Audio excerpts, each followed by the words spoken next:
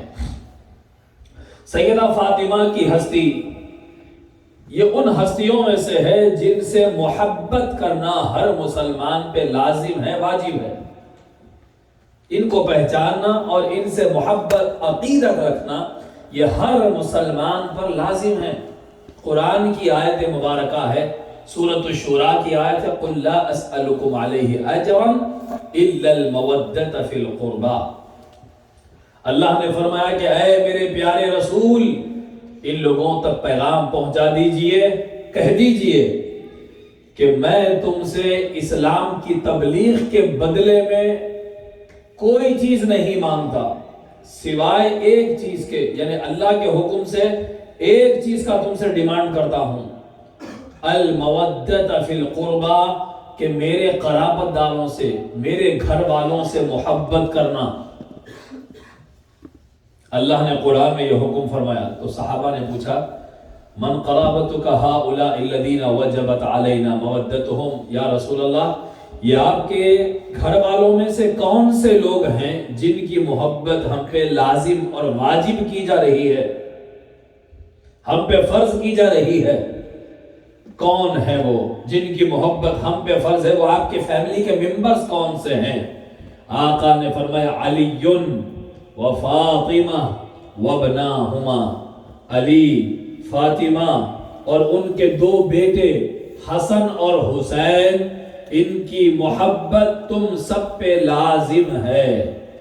حضور یہ صحابہ سے فرما رہے ہیں کہ میرے گھر میں علی، فاطمہ، حسن، حسین، ان کی محبت تم پہ لازم ہے۔ حالانکہ حضور کی فیملی کے اور ممبرز بھی تھے، لیکن ان چاروں کی محبت کو اللہ نے امت پہ لازم کیا ہے، یعنی اس کے بارے میں قیامت میں سوال ہونے والا ہے۔ تو اسی لیے سیدہ فاطمہ الزہرا کی ذات ان چاروں میں سے ایک ہے جن کی محبت ہر مسلمان پہ لازم ہے۔ تو ہمیں چاہیے کہ ان میں کوالٹیز بھی اللہ نے ایسے رکھے ہوں گے جن سے محبت کی جائے۔ ظاہر سی بات ہے اللہ نے جب کوئی کام کا حکم دیا تو اس میں وہ صلاحیتیں ہیں اس کام میں کہ اس سے تکمیل ہو سکتی ہے۔ اللہ نے کہا کھاؤ پیو، تو غذا میں بھوک مٹانے کی صلاحیت ہے تو اللہ نے غذا کھانے کا حکم دیا، یہ ذریعہ بنایا۔ تو اہل بیت رسول سے محبت کا حکم دیا تو یہ تو ہو نہیں سکتا کہ وہ محبت کے قابل نہ ہو تو محبت کا حکم دیا جا رہا ہے۔ ان میں کوالٹیز ایسے ضرور اللہ نے رکھے جن سے محبت کی جائے اور بے پناہ محبت کی جائے گی۔ ان میں کچھ وہ بات ہے جو دوسروں میں نہیں ہے، وہ کیا ہے اب آپ سماعت فرمائیں۔ سیدہ فاطمہ الزہرا رضی اللہ تعالی عنہا وسلام اللہ علیہا بچپن سے، ابھی نبوت کا آغاز ہوا، اعلان نبوت کے بعد پیغام اسلام کا پہنچ رہا ہے، اب ہر طرف سے دشمنی، ہر طرف سے بابا جان سیدہ فاطمہ کے بابا سوسائٹی بائیکاٹ کر رہی ہے، اس گلی سے جا رہے ہیں لوگ تانے کس رہے ہیں، شہر میں کھڑے ہو کر روز پروٹیسٹ ہو رہا ہے حضور کے اگینسٹ میں۔ وہ سیدہ معصومہ بچپن سے دیکھ رہی ہے، اس ماحول میں بڑی ہوئی کہ میرے بابا کا ہر کوئی دشمن ہے سوسائٹی میں، چونکہ یہ دین پھیلا ہے بڑی مصیبتوں سے، بڑی مشقتوں سے، جسے ہم بڑی آسانی سے نظر انداز کر دیتے ہیں۔ کبھی یہ ترک کر دیا، کبھی وہ عمل ترک کر دیا، کبھی اللہ کی نافرمانی وہاں کر دی، ہم کو اس کی قدر ہی نہیں، کیونکہ یہ ایمان کی دولت حاصل کرنے میں ہم نے کوئی اسٹرگل کیا ہی نہیں۔ باپ نے کلمہ پڑھا ہے، ہم نے پڑھ لیا، نہ سوسائٹی سے ہمیں لڑنا پڑا، نہ تو راتوں کی نیند چھوڑ کر میدانوں میں سردی گرمی چھوڑ کر اسلام کو پہنچانے کے لیے ہم میدان، کچھ نہیں، باپ دادا پڑھتے تھے ہم بھی پڑھ لیے، دل بولا نماز پڑھے، دل بولا نہیں پڑھے، زکوٰۃ دینا جی چاہا دیے ورنہ نہیں دیے۔ نہ تو یہ دین ہے نہ تو یہ اسلام ہے۔ دین تو وہ تھا جو نبی کے گھر سے شروع ہوا، اور بچپن سے جس دین کی خاطر سیدہ فاطمہ دیکھ رہی ہیں کہ بابا جان مکے میں نماز پڑھ رہے ہیں، حرم شریف میں، صحن حرم میں کافروں نے لا کر اونٹ کی اوجڑی بوٹی ساری گندے جتنے اندر کے پارٹس ہوتے ہیں، اوجڑی کتنی وہ ہیوی ہوتی ہے، خون میں لت پت گندی لا کر نبی کی پشت پر ڈال دی، بڑی ہیوی۔ سیدہ بھی معصوم 4 سال 5 سال کی مشکل سے بچی ہیں، ان کو بتایا گیا، معلوم ہوتے ہی دوڑتے ہوئے حرم کے صحن میں جاتی ہیں، روتی ہیں، میرے بابا کو تم لوگ کیوں ستا رہے ہو؟ آپ اندازہ لگائیں کسی چوراہے پر اگر کوئی بچے کے سامنے اس کے باپ کو تماچا مارے، بیٹے کے سامنے کوئی باپ کو گالی دے، بچوں کی آنکھوں سے بچے رونے لگ جاتے ہیں اس سچویشن پر۔ میرے نبی کو بے پناہ ستایا گیا، اور بچپن سے سیدہ فاطمہ اس کی چشمدید گواہ ہیں، اس ماحول میں آپ بڑی ہوئی ہیں۔ سامعین ذی وقار، اللہ کے رسول صلی اللہ علیہ وآلہ وسلم نے سیدہ کے جو فضائل بیان فرمائے ہیں، وہ صرف فضیلتیں یوں ہی نہیں ہیں، اس میں اسٹرگل کتنا رکھا ہوا ہے، دین کے لیے قربانیاں کیا رکھی ہوئی ہیں، اس میں اللہ کی عبادتیں، صبر اور توکل کا کیا حال ہے، آپ وہ سماعت کریں گے۔ سب سے پہلے سیدہ فاطمہ الزہرا سلام اللہ علیہا اس چادر میں کی ایک ہے جن کو چادر میں لے کر نبی نے وہ آیت پڑھی، انما یرید اللہ لیذھب عنکم الرجس اہل البیت ویطہرکم تطہیرا۔ اے نبی کے گھر والے، اے اہل بیت رسول اللہ، اللہ نے یہ ارادہ کر لیا ہے، اللہ کا یہی ارادہ ہے کہ تم سے ہر گندگی کو دور کرے اور تم کو خوب کلین، پاک اور صاف رکھے۔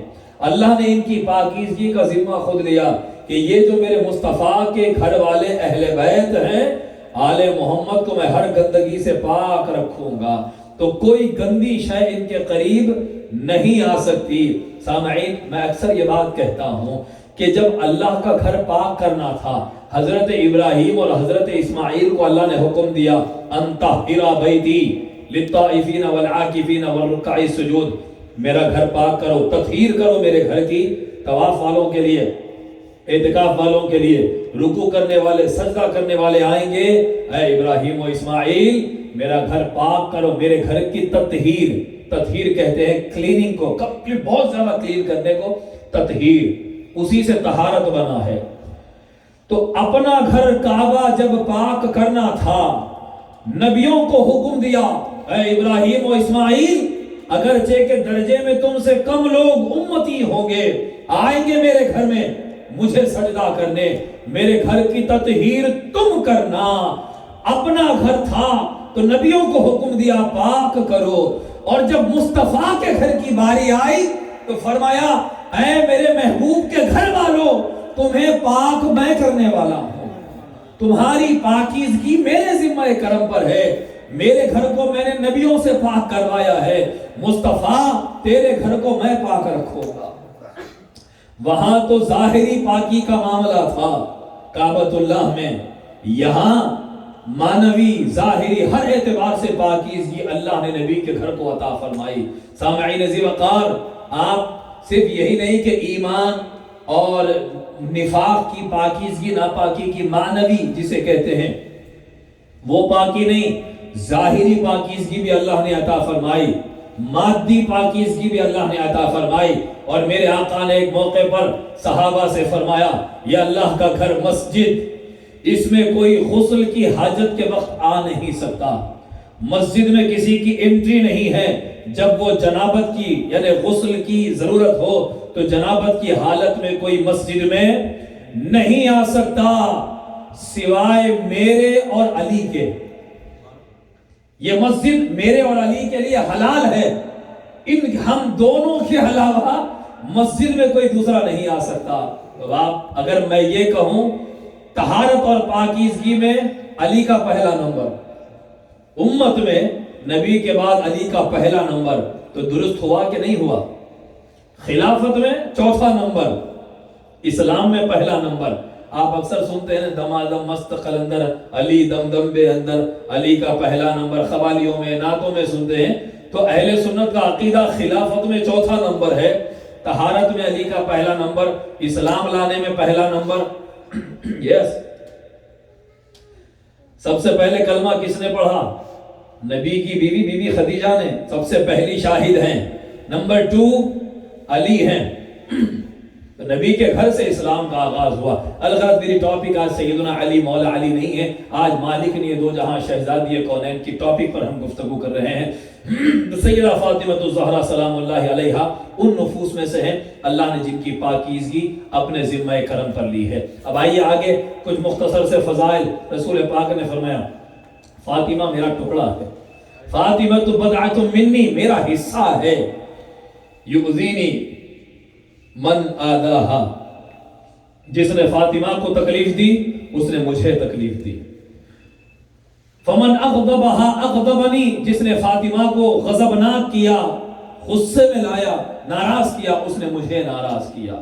اور ایک مقام پر فرمایا ان اللہ یغضب لغضبک ویرضا لرضاک، اے فاطمہ جب تو ناراض ہوتی ہے تو اللہ ناراض ہو جاتا ہے، جب تو خوش ہوتی ہو بیٹی تو اللہ خوش ہو جاتا ہے۔ سیدہ کی رضا اللہ کی رضا، سیدہ کی ناراضگی اللہ کی ناراضگی، نبی کی بیٹی کا اتنا بلند مقام ہے، اتنی عرفہ و اعلیٰ شان والی ہے کہ اگر یہ ناراض ہو گئی کسی سے اللہ اس سے ناراض ہے۔ اب آپ یہ سوچو کہ بھئی کیا بہت زیادہ فضیلت بیان ہو گئی ہے؟ سیدہ فاطمہ نبی کی بیٹی ناراض تو اللہ ناراض۔ میں آپ کو اس حدیث سے سمجھاتا ہوں کہ رسول پاک نے فرمایا رضا الرب فی رضا الوالد وسخط الرب فی سخط الوالد، اللہ کی رضامندی، اللہ کی خوشی باپ کی رضا میں ہے۔ اگر باپ تم سے خوش ہے تو اللہ تم سے خوش ہے، باپ ناراض ہے تو اللہ ناراض، یعنی باپ ناراض ہوا تو اللہ ناراض ہوا۔ لیکن یہ لمیٹڈ ہے اولاد اور باپ کے بیچ میں۔ اگر ہمارا باپ کسی اور سے ناراض ہو تو اللہ ناراض نہیں ہوگا، ضروری نہیں ہے، غلطی اس کی بھی ہو سکتی ہے، ہمارے والد کی بھی ہو سکتی ہے۔ تو میرا اور آپ کا والد یا میری اور آپ کی ماں کسی اور سے ناراض ہو تو اللہ ناراض ہوگا کہ نہیں ہوگا گارنٹی نہیں ہے۔ ہم سے ناراض ہو تو اللہ ناراض ہوگا، کیونکہ یہ رشتہ اتنا اسٹرانگ ہے۔ لیکن دوسروں کے ساتھ رضا ناراضگی کا معاملہ نہیں۔ لیکن نبی کی شہزادی کو رب العالمین نے وہ مقام عطا فرمایا کہ ہر کوئی اپنی اولاد سے خوش ہے تو اللہ خوش، ناراض ہے تو اللہ ناراض۔ لیکن نبی کی شہزادی یہ وہ بلند مقام ہے ان کا کہ بیٹے تو بیٹے ہیں، وہ جس سے خوش ہو جائے اللہ اس سے خوش ہو جاتا ہے۔ سیدہ جس سے ناراض ہو جاتی ہے اللہ بھی اس سے ناراض ہو جاتا ہے۔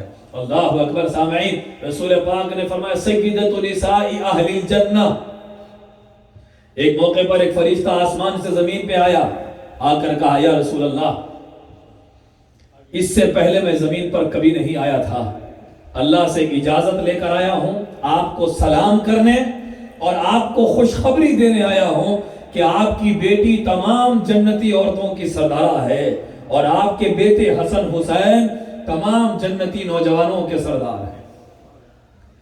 یہ فاطمہ الزہرا سلام اللہ علیہا کا مقام پر خوشخبری دینے کے لیے آسمانوں سے جرنی کر کے فرشتہ زمین پر آیا ہے۔ ہم کو تو یہ ٹاپک فری میں سننے کو مل رہی ہے، یہ ٹاپک پر گفتگو کرنے اللہ سے اجازت لینی پڑتی ہے فرشتوں کو۔ اندازہ لگائے سیدہ فاطمہ کا مقام ہم کو بیٹھے بٹھائے سننے کو مل رہا ہے، کیونکہ ان سے محبت اللہ نے لازم کی ہے۔ اور ہماری بہنوں سے، ہم سے زیادہ خواتین کو ان کا اسوہ اور ان کو اپنا آئیڈیل بنانا، ان کے اسوے پر عمل کرنا ہے۔ ایک موقع پر رسول پاک نے ارشاد فرمایا کہ عورتوں کے لیے سب سے بہترین چیز کیا ہے؟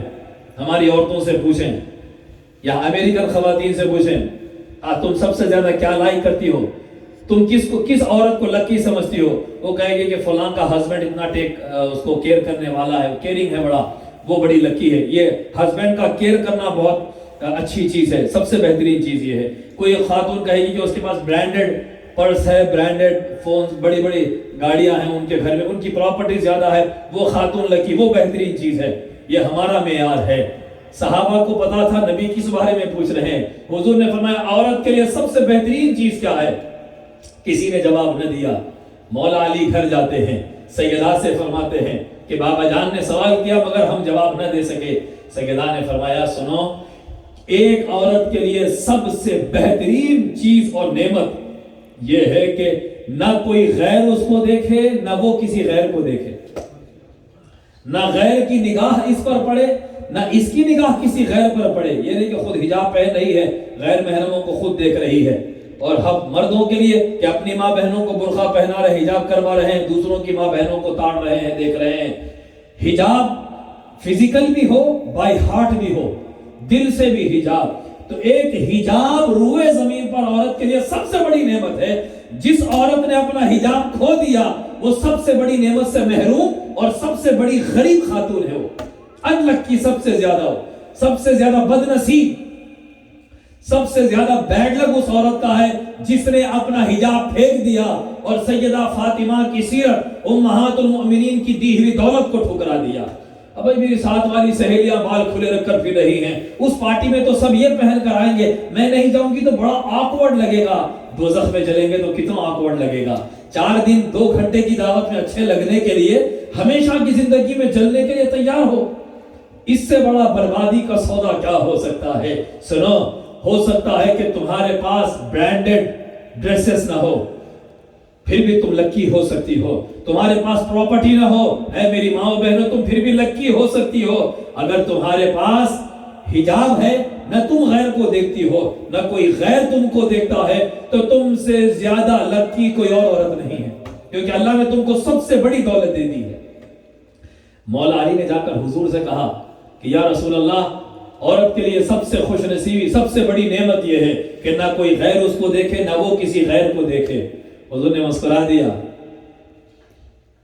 مسکرا کر فرمایا فاطمہ میرا ٹکڑا ہے، سوال یہاں سے نکلا ہے تو جواب بھی میرے ہی پاس سے آیا ہے، میری ہی بیٹی نے جواب دیا، یہ جواب فاطمہ ہی دے سکتی ہے۔ سبحان اللہ، سبحان اللہ۔ علم میں سیدہ کا وہ مقام جہاں مولا علی نے جواب نہ دیا، وہاں سیدہ کائنات نے جواب دیا ہے۔ سبحان اللہ۔ سامعین، یہ نبی کی وہ لخت جگر کہ جب میدان محشر قائم ہوگا، وہاں بڑے بڑے کھڑے ہوں گے، محشر کے میدان میں بڑے بڑے کھڑے ہوں گے، اس کراؤڈ میں اناؤنسمنٹ ہوگا، اٹینشن یا اہل الجمع غضوا ابصارکم، اے اہل محشر اپنی آنکھوں کو نیچے کرو۔ ہائے ہائے،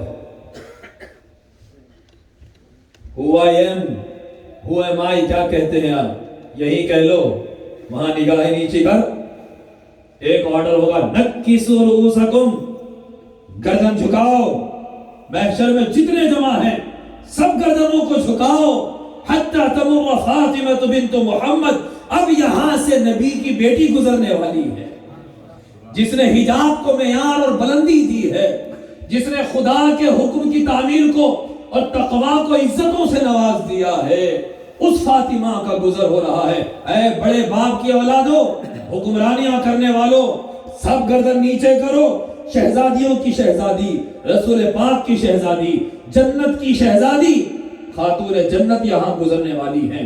70,000 حوروں کے جھرمٹ میں سیدہ کو وہاں سے بلایا جائے گا۔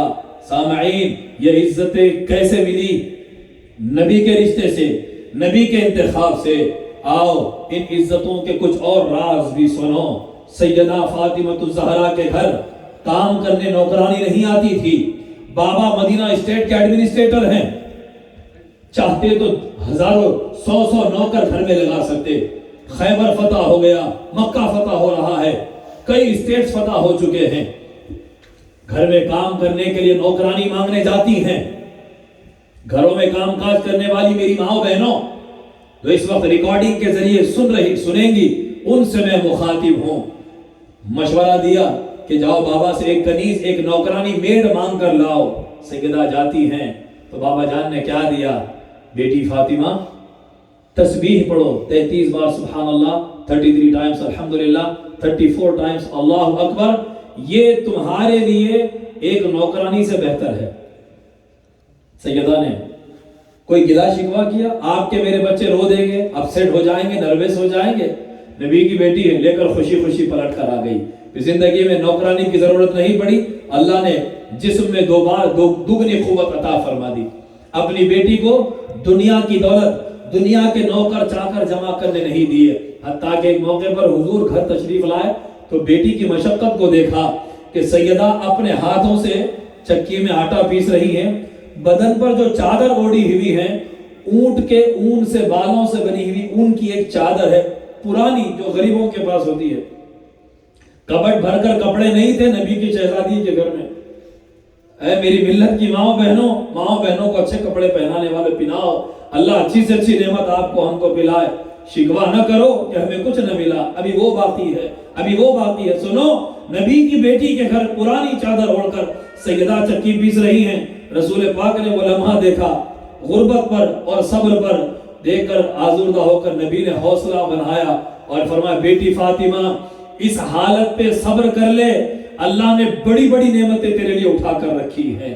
پھر اس کے بعد جبریل آئے قرآن کی وہ آیت لے کر وَلَسَوْفَ يُعْطِيكَ رَبُّكَ فَتَرْضَىٰ، آپ کا رب ان قریب آپ کو اتنا دے گا کہ آپ خوش ہو جائیں گے، آپ راضی ہو جائیں گے۔ وہ نعمتیں مومنین کے لیے نعمتیں وہاں رکھی ہے۔ سیدہ فاطمہ کا اسوہ آپ کے اور میری ماں و بہنوں کو دعوت دیتا ہے، 4 دن کی زندگی مشقت میں گزارو۔ ان کے پاس ایسا نہیں تھا کہ گھر میں کچھ جمع کرنے کے سورسز نہیں تھے، بہت سورسز تھے۔ اہل بیت اور نبی کے گھرانے نے ہمیشہ امت کو دے دیے، غریبوں کو دے دیے، قیدیوں کو دے دیے۔ اپنے پاس اپنے گھر میں بھوک، فخر، تنگدستی، صبر، توکل۔ بچوں کو کیا سکھایا جا رہا ہے؟ بیٹا حسین عالم شباب ہوگا، تیری نگاہوں کے سامنے تیرے بچے ہوں گے، دین کی نیا ڈوب رہی ہوگی، حسین ہر ایک کے گلے کٹنے پر تجھے صبر کرنا ہے، نانا کے دین کی لاش تجھے رکھنی ہے۔ بیٹے حسن دین محمدی کی حفاظت ہر سچویشن میں تمہیں کرنی ہے۔ آپ سیدہ کی تربیت اور مولا علی کی تربیت آپ نے دیکھی۔ سیدنا عثمان کے گھر پہ حملہ ہو رہا ہے، خلفائے راشدین کی حفاظت حسنین کریمین کر رہے ہیں۔ دین میں بگاڑ نہ کرنا ہونے کے لیے اہل بیت نے ہمیشہ خلفائے راشدین کا سپورٹ کیا اور دین کو تقویت دی ہے۔ سامعین ذی وقار، مالک نے یہ دو جہاں کا گھرانہ، سید گھرانہ، آل رسول گھرانہ، جس سے امت میں ولایت چلی ہے، بڑے بڑے اولیاء اللہ کو دیکھیں، اللہ نے کون سی نعمت سیدہ فاطمہ کی اولاد کو دی ہے۔ ولایت ساری جس چوکھٹ سے تقسیم ہوتی ہے وہ عبد القادر جیلانی فاطمہ کے بیٹوں کا بیٹا ہے۔ معین الدین حسن سنجری جنہوں نے 90 لاکھ کو ہند و پاک میں کلمہ پڑھایا ہے، وہ سیدہ فاطمہ کے بیٹوں کا بیٹا ہے۔ اس گھرانے نے ہمیشہ امت کو نجات کا راستہ دیا ہے، آخرت کی دولت سے نوازا ہے۔ تو آج ضرورت ہے ہماری ماں بہنوں کو کہ سیدہ فاطمہ کا اسوہ سنیں اور ان کو اپنا آئیڈیل بنائیں۔ فلاں اسٹار میرا آئیڈیل، فلاں کی طرح میں بنوں گی، کچھ نہیں ہوگا۔ اگر کامیابی ملنی ہے تو تمہیں نبی کی بیٹی کی طرح بننے کی کوشش کرنی ہے، صبر میں، ایثار میں، عبادت میں۔ اللہ تعالی ہمیں اور ہمارے گھر والوں کو نبی کے گھر والوں کے طریق پر چلنے کی توفیق نصیب فرمائے۔ سید الانبیاء کی ہو لخت جگر، 100 درود آپ پر، 100 سلام آپ پر، آپ سے معتبر لفظ آل ابا سیدہ فاطمہ، سیدہ فاطمہ۔ وآخر دعوانا ان الحمد للہ رب العالمین۔